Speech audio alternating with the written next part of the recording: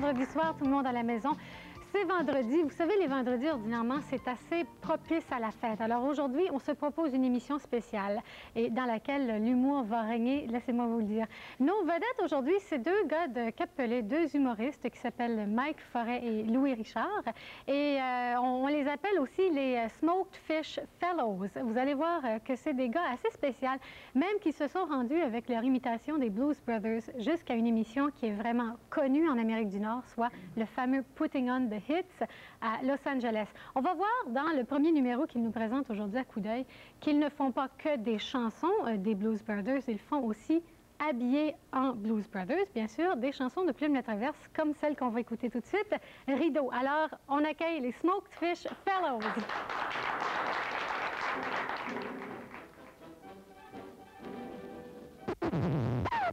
Mettez vos lunettes sur votre banc. Assoyez-vous bien hardiment. Votre joint dans l'anus, votre bière entre les dents. Ça n'en prend pas plus chez les parents, chez les enfants, pour faire un bon show. On paye assez cher, faites ça comme il faut. Et ceux qui sont en tabarnak, ils viendront nous voir à l'entraque. On est bien ouvert à vos commentaires si vous payez le cognac. Gnac, gnac, gnac. Si vous payez le cognac. Coulez votre belle-mère dans le ciment. Faites-y visiter le Saint-Laurent. Poignez votre voisin d'arranger d'en avant d'un ami qui a le coup de poing tapoché jusqu'à temps qu'il fasse un bon show. On paye assez cher, faites ça comme il faut. Et ceux qui sont en tabarnak, ils viendront nous voir à l'entraque. On est bien ouvert à vos commentaires si vous payez le cognac. Gnac, gnac, gnac. Si vous payez le cognac. Oh yeah!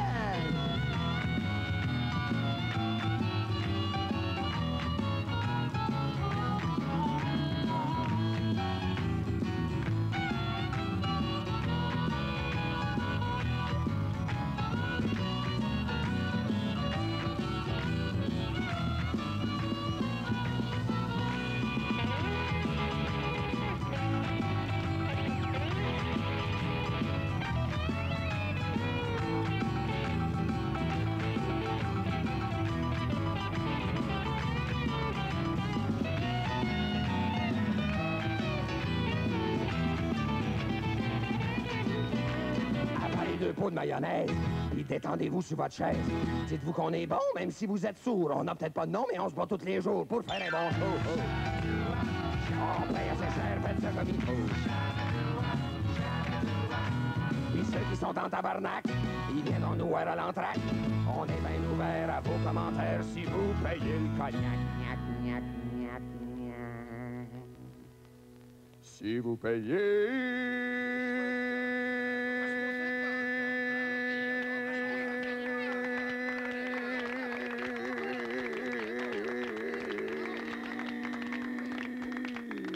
le cognac.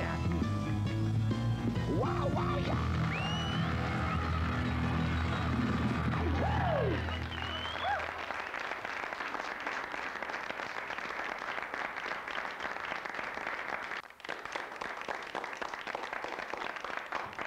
Bon, tout de suite, on va aller faire un tour dans la vie de deux harengs boucanés directement de Cap-Pelé. Bonsoir, les Smoked Fish Fellows. Bonsoir, Joanne. Hello, hello. Oui. Bien, je vais vous présenter avec vos vrais noms légaux. Là. Il s'agit de Louis Richard et Mike Forêt. C'est ça. Et vous commencez à vous faire connaître pas mal, vous autres, là? Un peu, oui. Ça a commencé en mai l'année passée.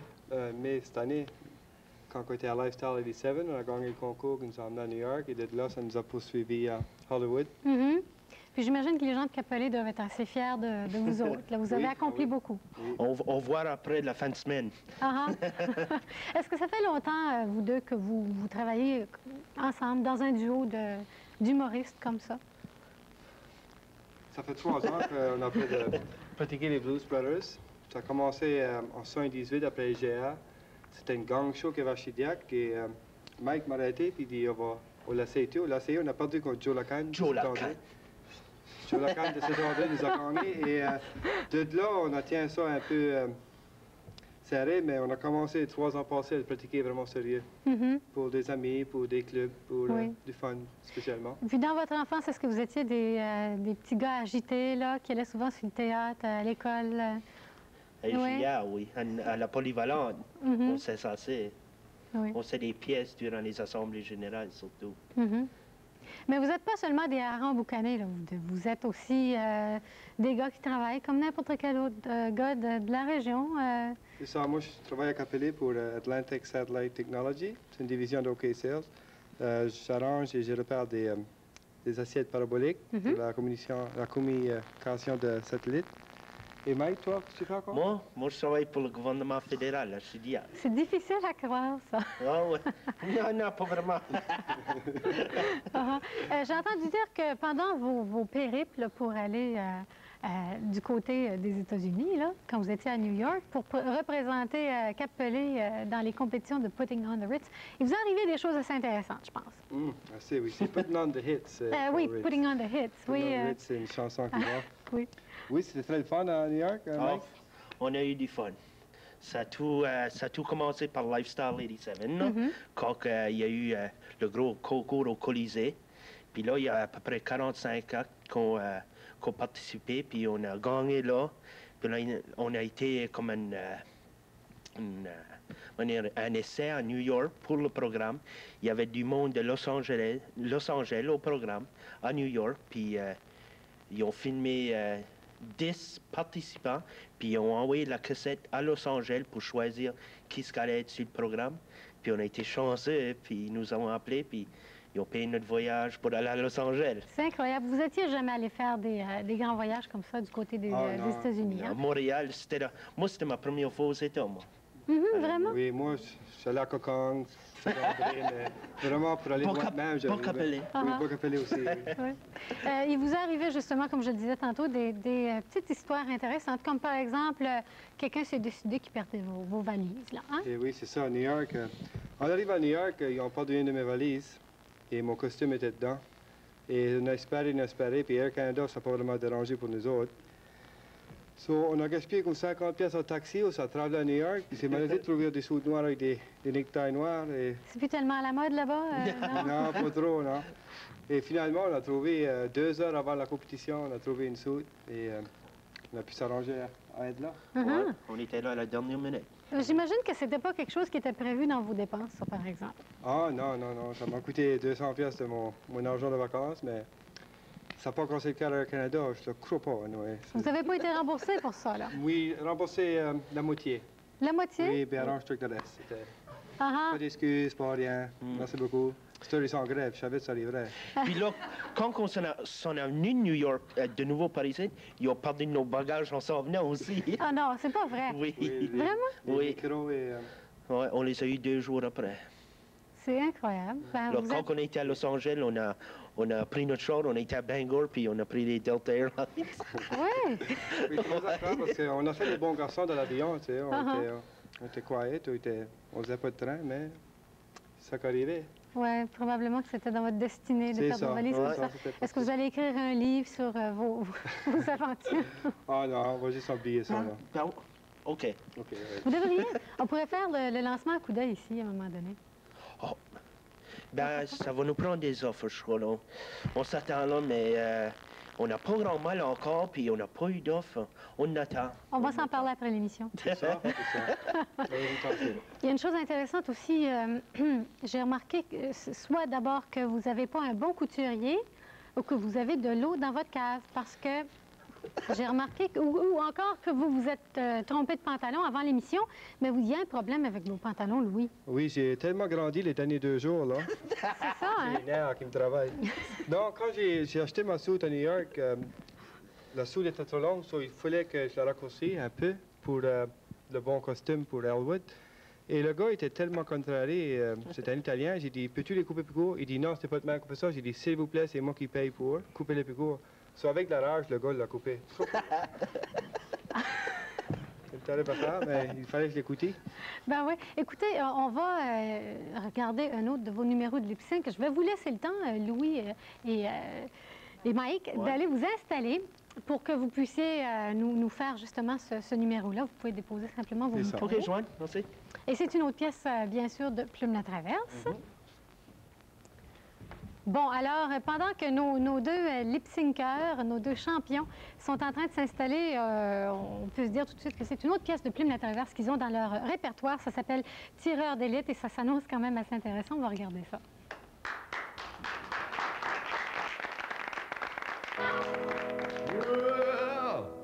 Bien. Un jour, mon père m'a dit, quand j'étais tout petit, mon gars, il faut que tu fasses un homme de toi. Il faut que tu t'achètes un gun, t'arrêtes d'avoir du fun, puis tu laisses pas personne abuser de toi. La vie, c'est tough sur les épaules, il faut que tu tailles ton rock'n'roll à grands coups de pied. J'ai écouté mon père, ça a fait broyer ma mère, mais il fallait que je fasse mon affaire à moi. Ils m'ont dit de pas faire de musique parce que c'est juste un sidekick pis que c'est pas avec ça que je me ferai un métier. La vie c'est tough sur les épaules, il faut que tu tailles ton rock'n'roll à grands coups de pied. J'ai fait des vols à l'étalage pis j'ai fait des cambriolages, j'ai vu à longue que c'était pas fait pour moi.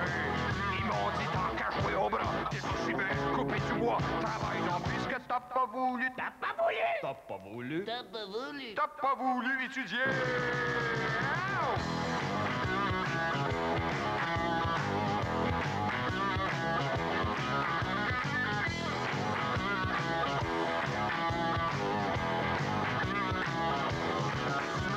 Un jour avec ma cousine, j'ai pété une vitrine. Un magasin de musique pour me défouler. C'est là complètement par hasard que j'ai volé ma première guitare et puis ma vie s'en est trouvée toute transformée. La vie s'étoffe sur les épaules, il faut que tu tailles ton rock'n'roll à grands coups de pied. OK!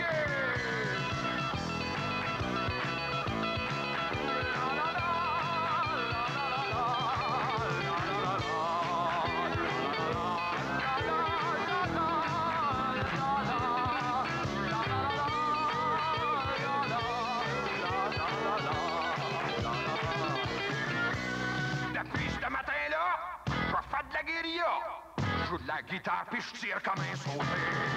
Peu importe si ça sort tout croche, c'est quand même mieux que tirer des roches. Et puis j'ai bien moins de chance de me faire arrêter. La vie c'est tough sur les épaules, il faut que tu tailles ton rock'n'roll à grands coups de pied. J'suis tanné pour être voleur, je me suis retrouvé rancœur. C'est bien pour dire où la vie peut nous mener. Bombarde l'élite en vrai tireur, je suis comme l'ange exterminateur. J'ouvre la soupape quand j'en ai trop d'accumulés. La vie c'est tough sur les épaules, il faut que tu tailles ton rock'n'roll à grands coups de pied. C'est le pied, je te dis.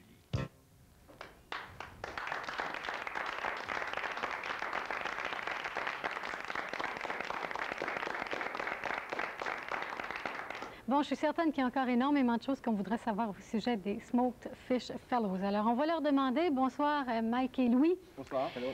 J'aimerais savoir pourquoi, d'abord, vous vous appelez les Smoked Fish Fellows. Ça, c'est un titre assez intéressant. Ça qui arrivait avec ça, le nom, c'est là qu'on interprète, les Blues Brothers. Oui.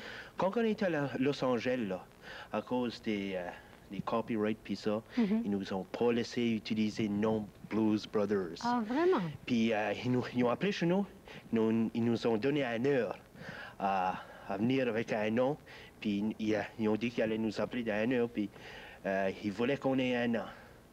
Louis était chez nous, qu'est-ce qu'on va faire? On vient du Capelet, on sent le pouce emboucané. On va s'appeler les Smoked Fish Fellows, juste pour représenter Capelet, surtout. Fièrement, là. Ouais. Oui.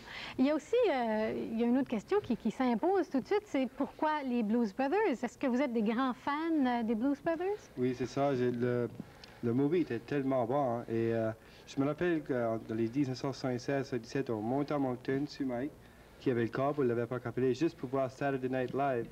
Et de là, John Belushi et Dan Aykroyd étaient des guests dedans avec Chevy Chase, Eddie Murphy. Et c'était tellement comique que ça valait la peine de se garder. Puis on a tellement aimé les Blues Brothers, on les a juste suivis, puis on a aimé être comme ça. Puis on a dit, on les ressemble et tout, là. Oui, ça aide aussi.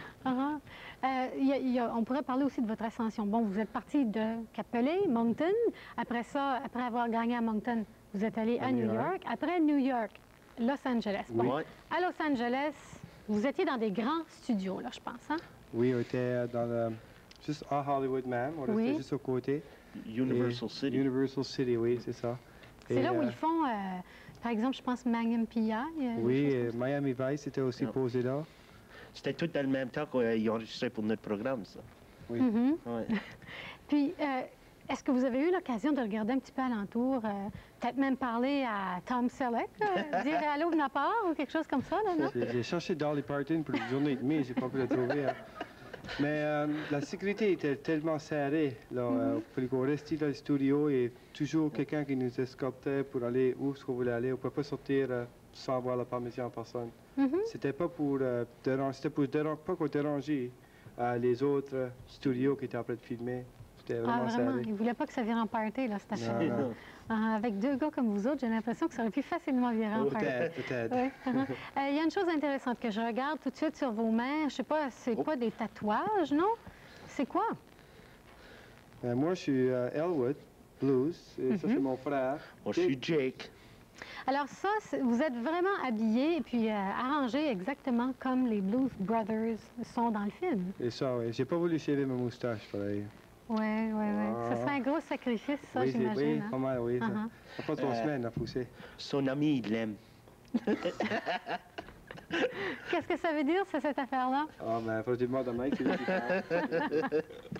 On va pas s'étendre sur le sujet. Non. Bon, on ne voudrait pas faire un scandale avec coup d'œil aujourd'hui, là, quand même pas. Est-ce qu'il y a un futur pour votre duo, là? On espère. Oui? Oh, nous autres, on aime ça à faire dans les tavernes. On l'a fait ici en ville. On l'a fait aux Ziggy's, on l'a fait au Cosmo à la Halloween. Là, on l'a fait sur la rue Main. Là, il y avait du monde. Ah oui. Puis, j'espère qu'on aura d'autres places qui nous invitent à aller le faire dans les clubs, à des parties, n'importe quoi.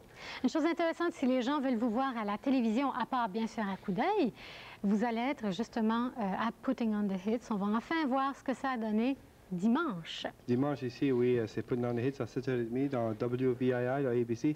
Il ne faut pas oublier qu'on sort dans Coup d'œil vendredi. On est dans Coup d'œil. Oui. OK, c'est ça, OK. Oui, c'est coup d'œil. OK, Oui. oui. Excusez. Oui, dimanche soir à 7h30 dans ABC, WVII. Et c'est à 8h, c'est à 8h du C'est soir. à 7h30. À 7h30, Oui. pour tous les gens, bien sûr, qui ont le câble. C'est ça. Bon, alors, merci beaucoup aux Smoked Fish Fellows. Je vais vous laisser tranquillement le temps d'aller vous installer parce qu'on va voir, je pense, la pièce qui a gagné. La pièce qui a gagné Oui, c'est dans... ça. À Moncton et à New York. C'est la version originale. Là.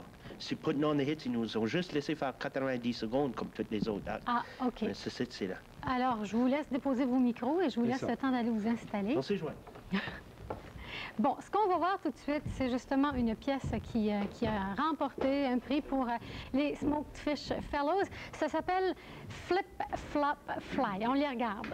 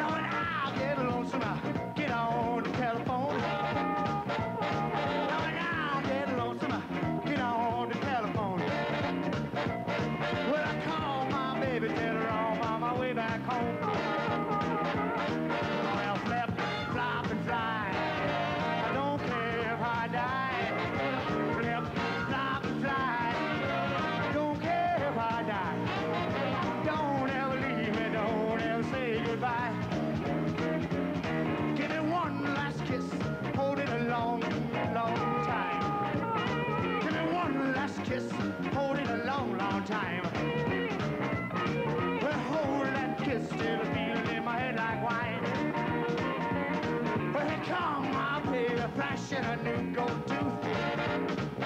Well, here come my baby, flashing a new gold tooth. Well, she's so small, she can mama in a payphone booth. Well, flip, flop, fly. I don't care if I die. Flip, flop, and fly. I don't care if I die. Don't ever leave me, don't ever say goodbye. Lou-Marini!